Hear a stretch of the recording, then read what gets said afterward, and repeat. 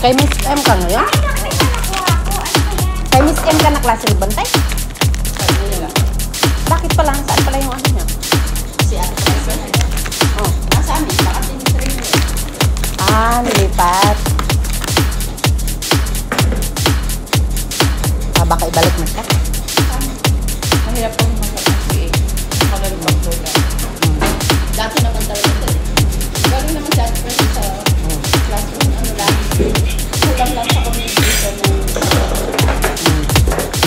Sinong guro mo para? Sigli? Ikaw, sinong guro mo?